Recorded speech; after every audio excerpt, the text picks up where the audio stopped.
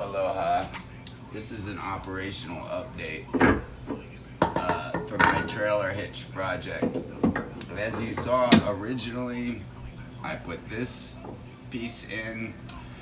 As it turns out, because I decided to save the crash pad, I don't have as much room for the pin to go in the back. So I drilled a hole for the pin to go right in the front, and that makes it easier to work. I noticed that when I hooked up my trailer, it was at an uneven angle from front to back. So I went out and I bought this 5-inch drop hitch, which I'm gonna have to drill a hole in. Also, this chain link that I had bought for the safety chains doesn't fit. So I decided to go with this stainless steel solution that will keep the chain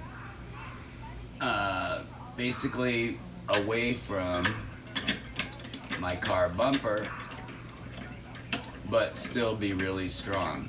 I also changed from 7/16 stainless steel bolts to 1/2 inch for the 4 bolts that hold it together.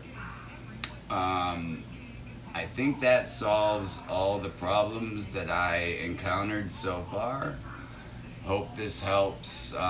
This is another solution for the safety chains, but I think I like the heavier duty one better.